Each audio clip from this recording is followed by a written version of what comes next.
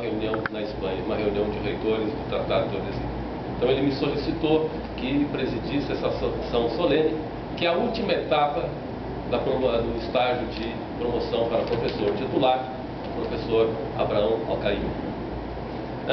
Para que todos entendam de como se processa essa promoção para professor titular, é importante lembrar que o processo inicia dentro do departamento, na avaliação da comissão de carreira do departamento. Ela é posteriormente analisada dentro do centro do CTC, do Centro Técnico Científico da Universidade, e finalmente ela vai à Comissão Central de Carreira Docente, que avalia o processo e submete a dois examinadores externos. Então, a Comissão de Carreira Central, juntamente com dois avaliadores externos, é que dá o parecer final sobre o pedido de promoção para o professor titular. E aí, posteriormente, caso aprovado por essa comissão, a última etapa, que é essa que nós estamos aqui, é a apresentação da aula magna. Então, isto é a última etapa do processo de promoção para professor titular do meu colega Abraão. Eu tenho que dizer que, pessoalmente, é uma honra estar aqui presidindo essa sessão, por se tratar de último estágio desse momento, que é muito importante para a nossa carreira de professor. Eu queria, antes de tudo, lembrar que a Comissão Central de Carreira Docente da PUC, que é formada por 6 professores, acrescida de 2 eminentes professores da nossa comunidade, que foram escolhidos, que foram os professores Antônio Fernando Catelli Fantozzi, professor titular da UFRJ, o professor João Carlos Bermude, que é professor titular da Universidade Federal de Santa Catarina, que nos ajudaram nesse processo. O professor Abraão possui graduação em Engenharia Elétrica e mestrado em Engenharia Elétrica pela PUC do Rio. Tem doutorado em Engenharia Elétrica pela Universidade de Londres. Sua vida profissional na PUC iniciou em 1976 como assistente de ensino e pesquisa e hoje é professor associado do Centro de Estudos em Telecomunicações. O professor tem participado de comissões colegiadas do CETUC, sendo coordenador de pós-graduação há 10 anos, integrando a Comissão Setorial de Carreira Docente do CTC desde 2001. Ao longo de sua carreira, lecionou regular e alternadamente 14 disciplinas de graduação e pós-graduação, algumas das quais por ele criada e a partir da introdução de suas linhas de pesquisa de processamento de sinais e voz e imagem.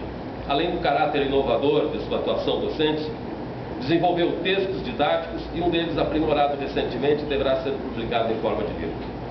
Sua dedicação à ênfase de telecomunicações do curso de graduação em Engenharia Elétrica se materializou também na orientação de 47 trabalhos de iniciação científica, patrocinados pelo CNPq e pela FAPERJ, e de 26 projetos de finais de curso. A boa apreciação de sua atuação na graduação é evidenciada não só pelas boas avaliações pelos alunos, como pela homenagem realizada pelos formandos em 2005. Como docente da pós-graduação, orientou 25 dissertações de mestrado e 4 teses de doutorado. Como pesquisador, publicou 38 artigos em periódicos científicos, 98 artigos em anais de congresso. As atividades de pesquisa e orientação do professor Abraão contribuíram significantemente para o desenvolvimento da área de processamento de voz e imagem no Brasil. Sua atividade de pesquisa, além do apoio maciço das agências nacionais de fomento à pesquisa, foram realizadas através do apoio de convênios e projetos patrocinados pela Telebrás, Petrobras, IBM, INPE, TV Globo e ECAD, entre outros. Foi pesquisador visitante do Centro Nacional de Estudos de Telecomunicações da França e do Politécnico de Torino, na Itália. O reconhecimento do trabalho de pesquisa do professor Abraão e de sua liderança é evidenciado pelos 22 anos como bolsista de produtividade em pesquisa do CNPq, atualmente enquadrado no nível 1B, pelos 2 períodos que integrou o Comitê de Assessoramento em Engenharia Elétrica do CNPq, por sua atuação como editor da área de periódicos e como General Chairman e Technical Program Chairman de conferências internacionais importantes, pela sua atuação constante como consultor das agências de fomento e como integrante convidado de bancas e concursos de docentes, e de 99, entre as quais deve salientar 99 defesas de teses em todo o país. Considerando os dados encontrados no processo, A Comissão Central de Carreira Docente, juntamente com os examinadores externos, emitiu o seguinte parecer. O professor Abraão Alcaim tem um currículo distinto, com reconhecimento nacional e internacional. As cartas de reconhecimento dos professores Constantinides, do Imperial College of London, Paulo Diniz e Luiz Calova, do FRJ, sublinham a sua contribuição substancial em diversas áreas do processamento de voz e também processamento de imagem. O professor tem longa lista de publicações internacionais de qualidade, bem participação de alto nível em diversos projetos de pesquisa. Tem atividade de pesquisa intensa em disciplinas de graduação e pós-graduação. Tem intensa atividade de pesquisa em projetos patrocinados. Tem tido atuação administrativa constante no setor. É bolsista 1B do CNPq, entre inúmeros outros reconhecimentos de sua excelência acadêmica. À luz do seu currículo, das cartas de recomendação e das manifestações dos examinadores externos, somos de parecer que o professor Alcaim excede amplamente os requisitos para se tornar professor titular e, portanto, somos favoráveis à sua promoção. Portanto, passo a palavra ao professor Alcaim para que apresente a sua aula magna.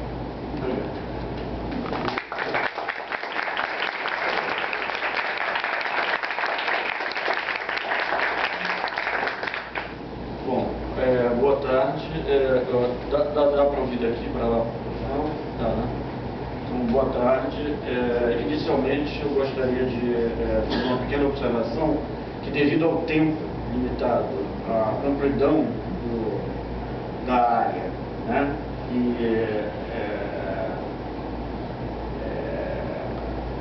Principalmente devido a essas duas razões, o título dessa aula magistral, né, pequena palestra, na verdade, seria um pequeno panorama de alguns aspectos do processamento de voz e imagem. A codificação ou compressão de voz e imagem é a principal área que existe dentro de voz e imagem para telecomunicações e armazenamento. Ali em cima nós temos uma voz sonora, que é tipicamente a letra A, tipicamente periódica. Aqui à direita é a letra S, que é tipicamente ruidosa. Na realidade, sequência de números evoluindo no tempo. Aqui embaixo nós temos a Lena, em 1972. É uma imagem. Em vez de ser números evoluindo no tempo, são números evoluindo no espaço. Aqui embaixo nós temos a Lena, hoje, vendo ela própria.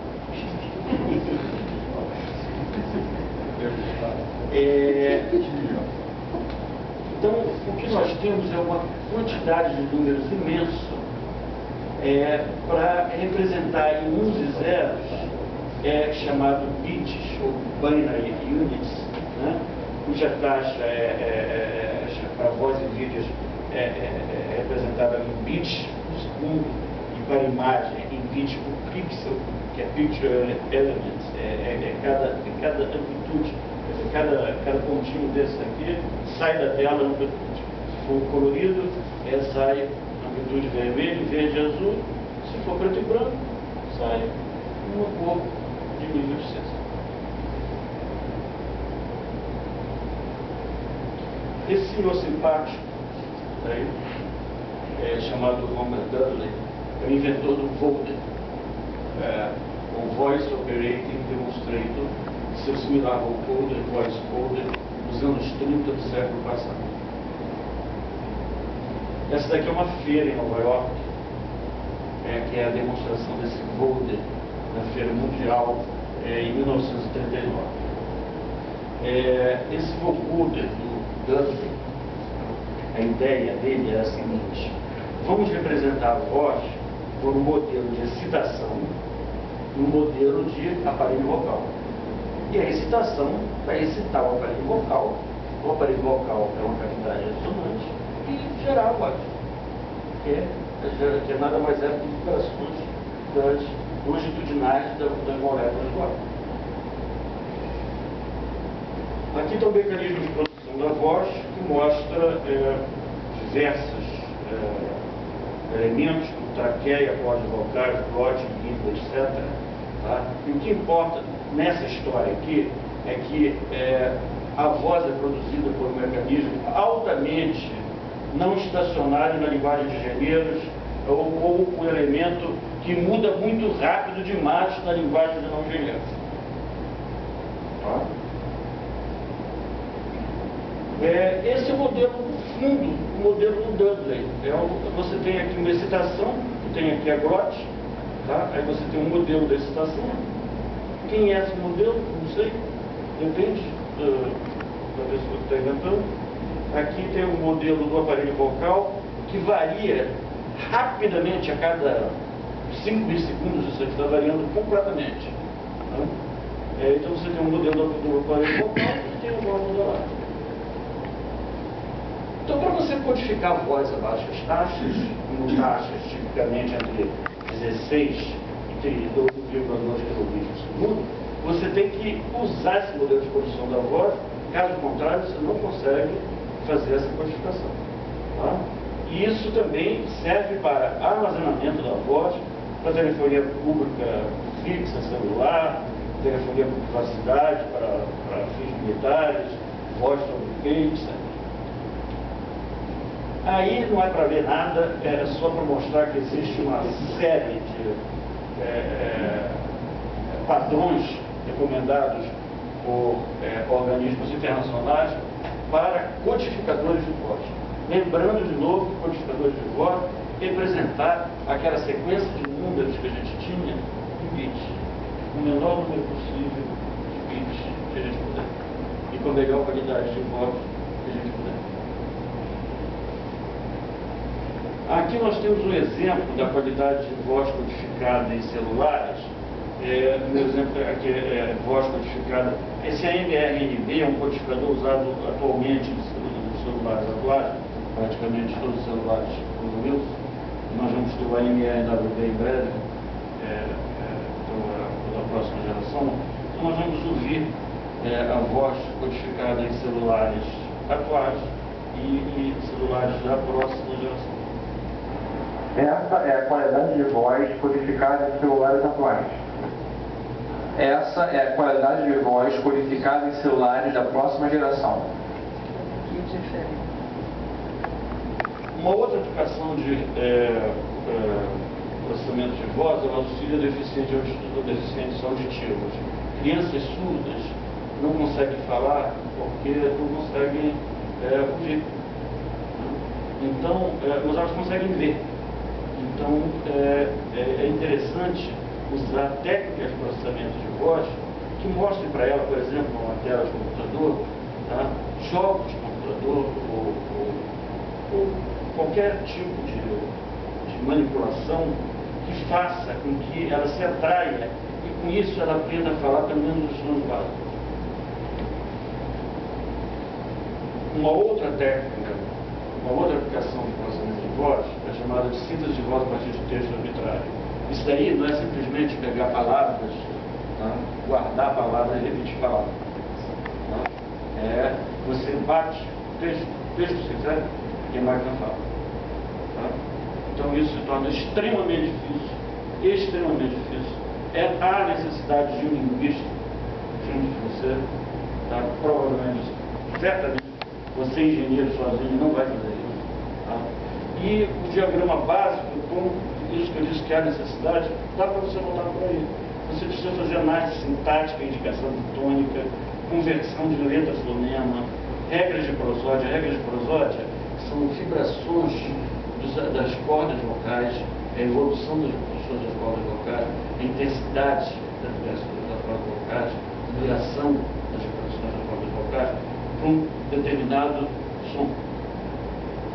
E aqui embaixo nós temos, então, baseado em todo esse bolo de coisa, nós temos uma geração de parâmetros que é tirado de um dicionário de unidades básicas, um sintetizador de voz, que também dá o gosto do freguês, e isso aí a voz, em geral, péssima.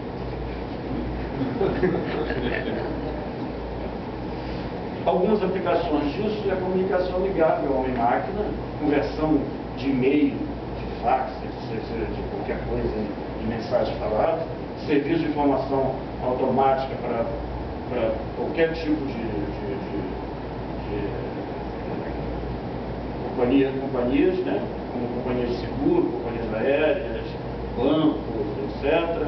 Acesso remoto a serviços de base de dados e máquina de leitura para cegos. Então, um cego não pode ler, né? Mas pode bater. Eu vi.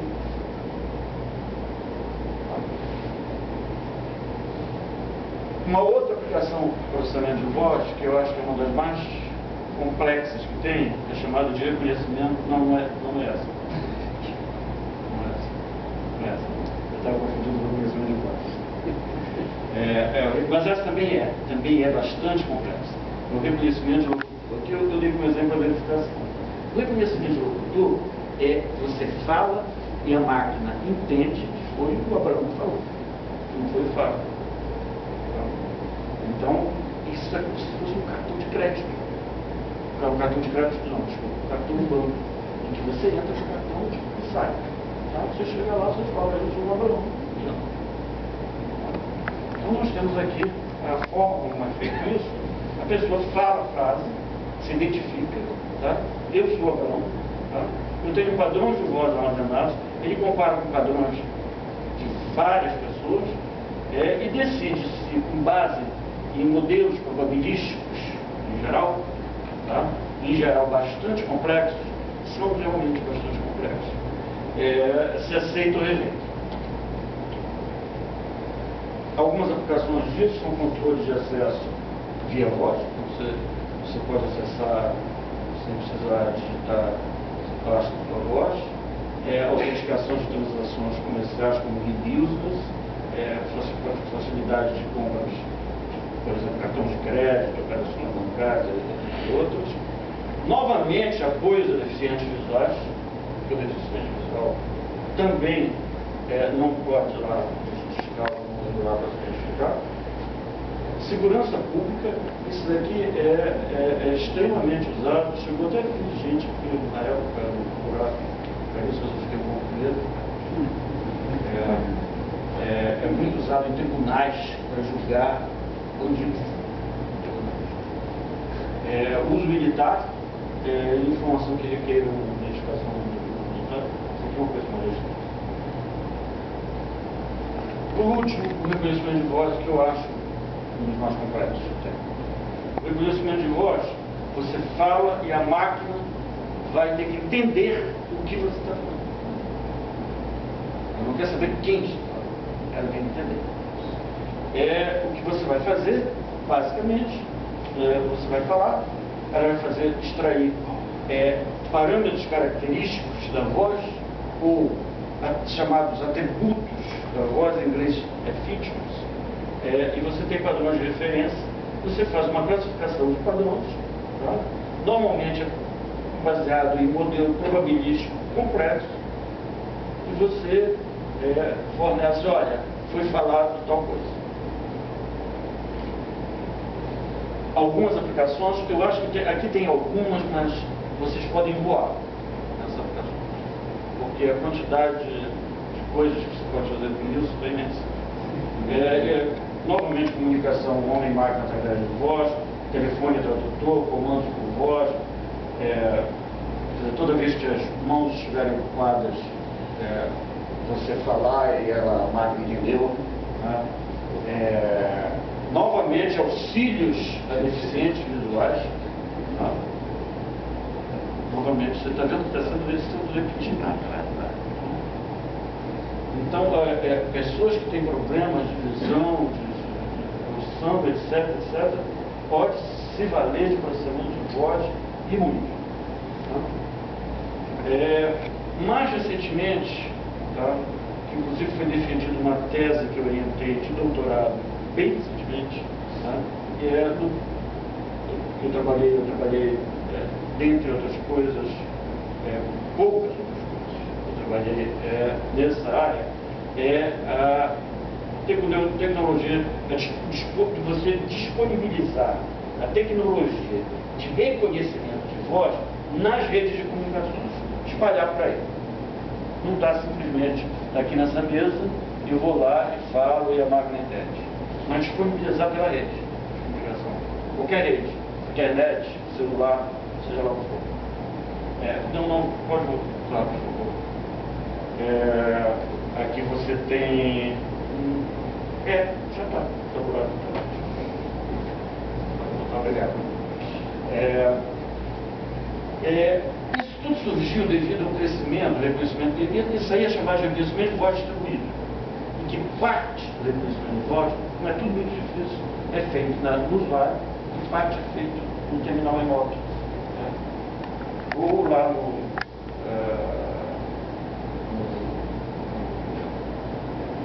no terminal remoto, qualquer seja lá qual for.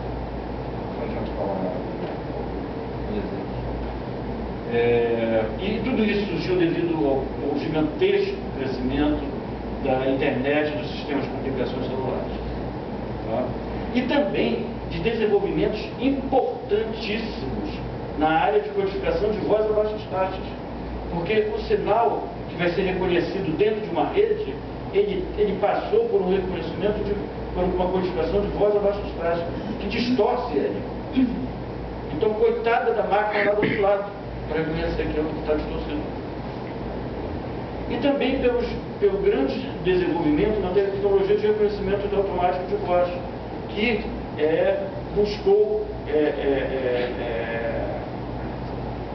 reconhecer, tá, vozes que estejam danificadas. Tá? Isso é um problema seríssimo, ainda hoje, um problema aberto, mas tem já várias soluções.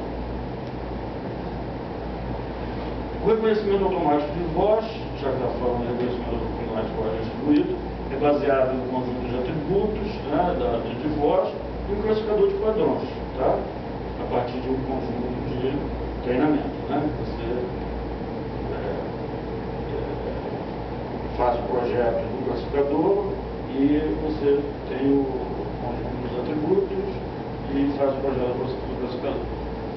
Você pode ter reconhecedores de voz palavras isoladas, você falar de 0 a 10, por exemplo, é fácil, você fala 9, né? Mas se você estiver aqui no hipódromo, não é fácil, você fala 9.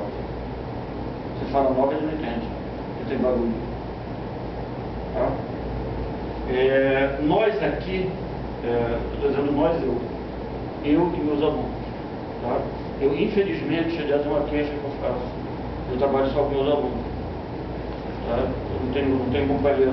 Eu tive um grande companheiro que é o Boasson há muitos anos atrás, mas eu não tenho companheiro hoje para isso. Tá? Então, nós sou eu e meus alunos. Então, nós fixamos hoje na coisa mais difícil que tem, que é reconhecimento de voz contínua. Você fala o que você quiser, do jeito que você quiser. Vocabulário grande. Na realidade, vocabulário limitado. Como você quiser. Fala o que quiser. E independente do locutor. Tá? Qualquer locutor fala e a máquina tem que entender. Tá? Então esse é o caso pior que tem.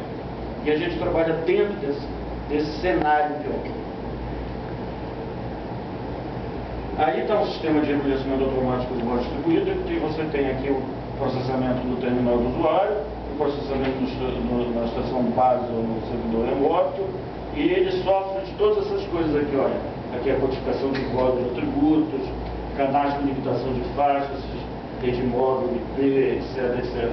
E a gente chega aqui e o coitadinho tem que extrair seus atributos para reconhecer de alguma coisa que está toda ferrada. Agora vamos passar ao próximo imagem. Isso aí é uma imagem. Uma imagem, a convenção de eixos é essa, y, x, aqui, esse pontinho aqui, f de x, y, a intensidade desse ponto. Essa intensidade, se for preto e branco, é um número que sai da tela. Esse número vai, se você tiver 820 por bit, vai de 0 a 255, 0 ao preto, 255 ao branco. Tá? Caso contrário, você vai ter 3 números, tá? um para o vermelho, um para o verde, um para o azul, que são as imagens coloridas. Essa é uma imagem colorida. Então esse ponto daqui é um ponto, na realidade, triplo.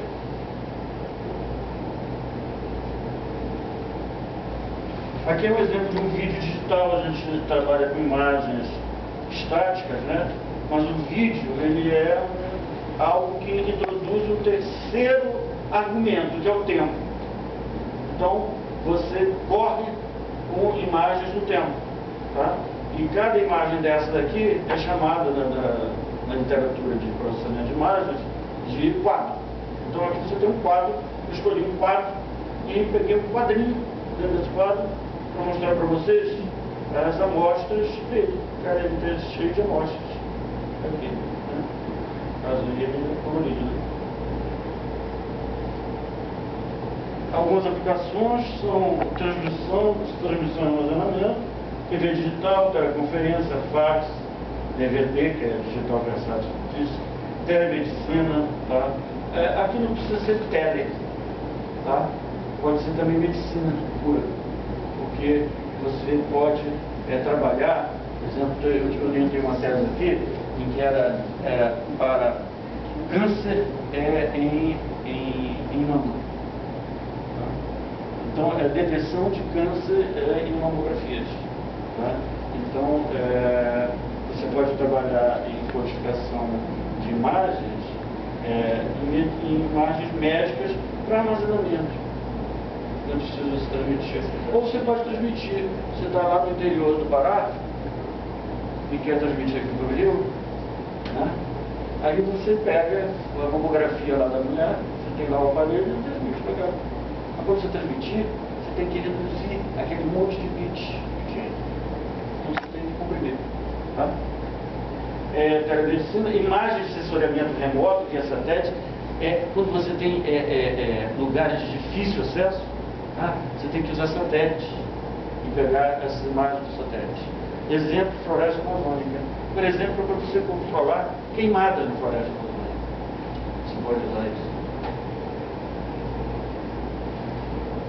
Aqui eu tenho um exemplo de eu não posso entrar em hipótese alguma nos algoritmos. Tá?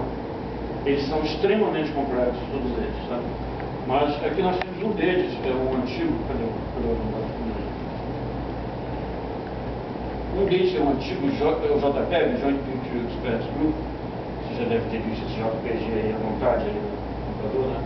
Uma codificação 0,125 bits por pixel. E o seu posterior, que é o JPEG 2000. Esse JPEG 2000, ele foi inclusive recomendado oficialmente para imagens médicas. Tá? Ele é extremamente mais complexo, mas extremamente melhor. Tá? Exemplo, uma taxa de 0,125 bits por pixel, a imagem comprimida por JPEG, isso aqui é uma moto, um pedaço de uma moto. Olha a moto aqui. Agora olha a moto com JPEG 2000.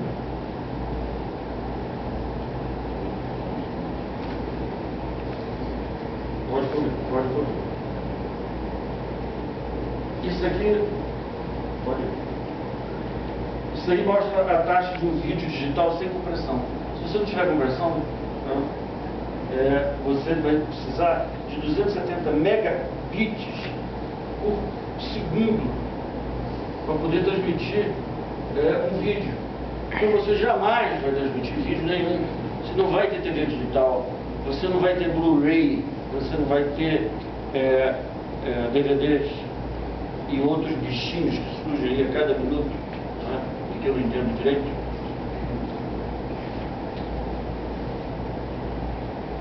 E a codificação ou compressão de imagem é feita da seguinte maneira: tem redução espacial e redução temporal. Na redução espacial, nós temos aqui um quadro N, que é uma daquelas imagens que vai correr no tempo. Tá? Cadê eu perdi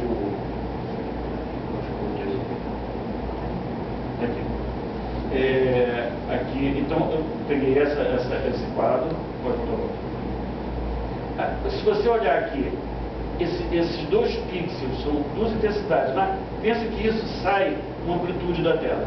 Aqui sai outra amplitude da tela. Aqui sai outra, aqui sai outra, aqui sai outra, aqui sai outra. Elas estão próximas, elas são parecidas. pode olhar para vocês, para qualquer coisa, tudo está muito próximo, está muito parecido. Se está parecido, eu posso reduzir. Tá? Vamos para um extremo, uma coisa constante. Se eu for representar isso, vou representar todo mundo número 10. 10, 10, 10, 10, 10, 10, 10, 10. Tá? Mas isso daqui tem uma alta redundância. Por quê? Porque é tudo muito parecido. Tá? Na nossa linguagem também de engenheiro, a gente diz que são muito correlatáveis, né? Correlação muito alta. Tá? Tudo que tem correlação muito alta pode reduzir redundância. Reduzir redundância significa reduzir a taxa de bit. Então, todos esses bits estão próximos, eu posso reduzir a taxa de bit usando codificação, chama intraquadro, porque é dentro do quadro. Aí, redundância temporal. Olha lá, você tem 2 quadros seguidos, tá? 3 quadros seguidos, como você vendo aí. É claro que um quadro é quase igual ao outro. Tá? Você está fazendo um movimento, um é quase igual ao outro. Tá? Então a redundância, tudo que é quase igual, tem muita redundância. Em linguagem de engenheiro, tem uma alta correlação. Tá? E você pode reduzir isso daí utilizando técnicas de redução de redundância. E por isso, ganhar reduzindo a taxa de bit. Aqui nós estamos um exemplo desse quadro, esse ponto daqui e esse quadro vizinho devem ser bem parecidos. Tá? E aí eu posso usar isso isso aí é chamado de codificação interquadros, porque são entre quadros. Isso aqui é a evolução dos padrões, pode ir rápido. Isso aqui são diversos organismos internacionais ao longo dos anos, os diversos padrões. Eu posso ressaltar aqui o MPEG-2, o MPEG-1, o MPEG-4 parte 2 e o H2PO4. Essa sigla MPEG é Motion Picture Expert Group. O MPEG-1 foi desenvolvido em 1992 para taxa entre 1 e 1,5 megabits por segundo para utilizar CD-ROM em CD-ROM. O MPEG-2 foi desenvolvido em 94 para taxas entre 1,5 e 35 megabits por segundo para vídeo com diferente qualidade. Para TV digital americana usa MPEG-2, né? Ainda usa? TV digital americana usa MPEG-2. DVD, nosso DVD, hoje, que a gente tem em casa, não usa MPEG-2. Agora, tudo isso só é possível porque a gente faz uma estimação de movimento. Você está vendo esse pedacinho aqui desse quadro atual? Esse pedacinho do quadro anterior. Ele se moveu. Então você estima esse movimento, por isso chama de estimação de movimento. Estima esse movimento. Se você foi muito bom, estimou muito bem o movimento, a diferença entre os dois é quase zero. Isso é quase zero. Quase pouco. Quase nenhum bit você precisa para transmitir isso. Isso aí, na realidade, é responsável por 50% da redução da taxa de bit em codificação de bit. Aí nós temos o nosso menino jogando bola. Ele, o quadro atual desse menino, a bola está aqui, a bola já caiu por causa dele. Tá? Então, continua. Então, aqui eu vou estimar agora o movimento disso para cá. Tá? Você viu que ele andou daqui para cá. Então, se ele andou daqui para cá, eu consigo dizer, olha, eu vou comparar agora esse cara daqui com esse, pode continuar, né? E com isso fazer a diferença entre os dois, mais e menos. E aí eu tenho um erro de predição. E eu trabalho em cima desse erro de predição, que já é pequenininho.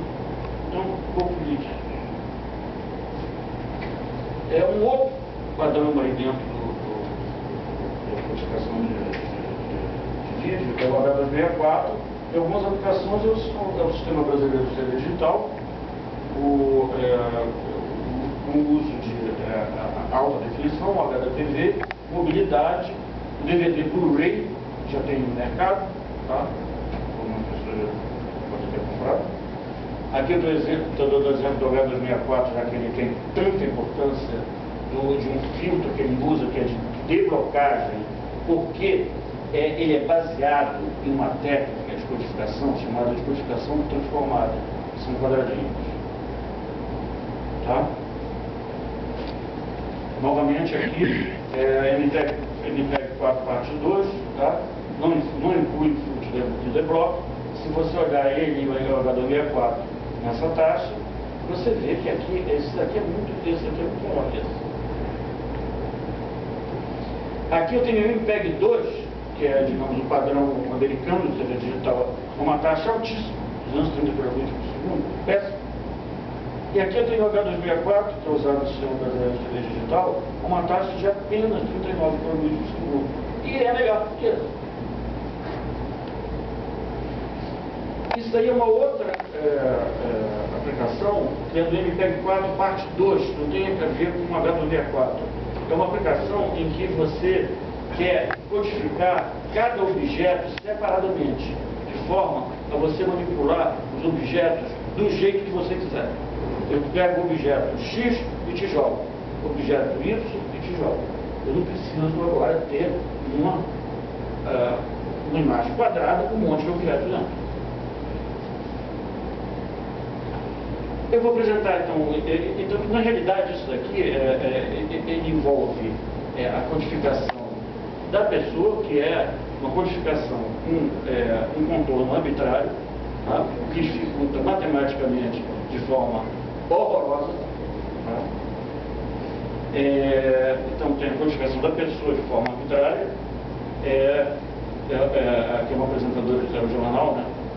E que é isolado do resto da cena, e também você tem que transmitir obrigatoriamente o seu contorno codificado sem perdas, porque senão você perde quem é o objeto, certo? Aqui eu vou dar um exemplozinho disso aí.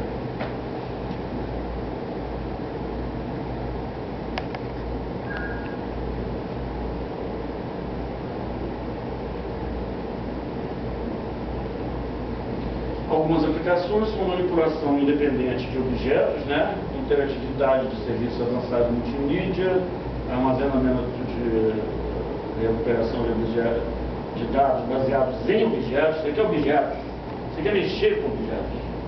Representação e manipulação de objetos em pós-produções de TV e cinema, jogos de computador, videotelefonia, bibliotecas digitais, etc. Último slide. Esse último slide, ele está cheio, é uma sopa de letrinha, tá? Ele foge à apresentação que deve ser feita. Ninguém deve colocar uma sopa de letrinha num slide durante uma apresentação. Mas eu resolvi colocar uma sopa de letrinha dentro de um slide, uma apresentação, porque é um pensamento mesmo. A ITUT está elaborando um novo codificador de vídeo para 2010, chamado H265. Dizem eles que é um padrão completamente novo, não uma extensão do H264. Esse é usado na nossa TV digital. Eu tenho dúvidas. Hoje, na realidade, grande parte, praticamente todos os modernos, eu estou falando moderno no sentido irônico, toda vez que eu falo a palavra moderno, é no sentido irônico. Dos modernos codecs de vídeo, TV digital, DVD, Blu-ray, sei lá o que mais, toda essa coisa que anda por aí, eles usam codificação transformada, que é uma técnica conhecida da academia, aqui da academia, há décadas atrás. Eu tinha cabelo comprido e barba preta. Eu estudava em Londres, tinha cabelo todo enrolado e barba preta. Tá? Outra coisa importante, tá? Novamente, é fundamental para todos os codecs de voz modernos, novamente, no sentido irônico, esses usados nos nossos celulares, você compra nas lojas, lindos celulares, voz IP, etc., é que se idealize um modelo completamente novo e genial, tá? Para a excitação do aparelho vocal. Não existe um modelo para a excitação do aparelho vocal. Não tem um modelo novo para o aparelho. é baseado, tá? É baseado o que existe hoje nessas lojas bonitinhas, com as carinhas bonitinhas e os aparelhinhos lindos, é baseado, de certa forma, naquele vocoder, no dano daquele senhor Siglac, de 1939, tá? Obviamente com técnicas mais elaboradas. A gente nota, portanto, que os desenvolvimentos em processamento de voz e imagem não precisam ser aprimorados extensivamente. Tá? E uma coisa também que a gente nota é que apesar de cada dia, eu me deparo, será que é velhice isso, né? Eu me deparo com produtos tecnológicos novos, de grande apelo, tá? Eu não sei nem como tocar, nem mexer. Tá? E isso mostra que nós... e essas coisinhas que não sei como tocar nem como mexer, são coisas velhas, de 40 anos atrás, de 90 anos atrás. Então isso mostra que nós estamos certamente distantes no sentido de processamento de voz e imagem. Não estou entrando em nenhuma outra área, nem de informática, nem outra área. Mas não sei se nesse sentido, nós precisamos, ainda estamos certamente distantes de uma aproximação real e efetiva entre a academia e os fabricantes dos produtos. Por que não pegar o que temos hoje? Olha, pega e faz logo o que temos hoje. Por que a gente vai esperar até 2090, quando o diretor jovem já morrer? Tá? Obrigado.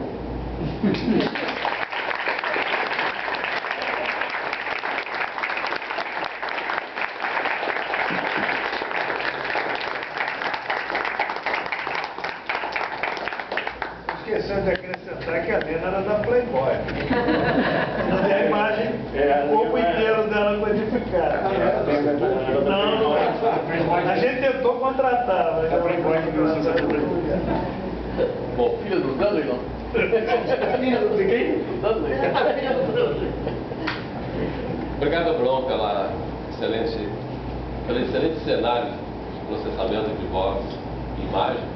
Nada moderno, tirando o sentido irônico da palavra moderno, sempre atual.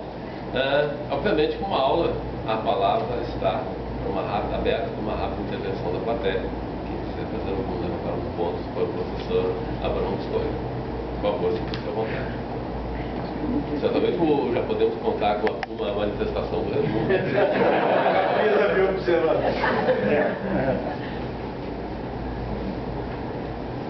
Bom, só perguntar. Eu acho que tem duas. Por favor. A minha mais leiga, você fez esse sua transparência final.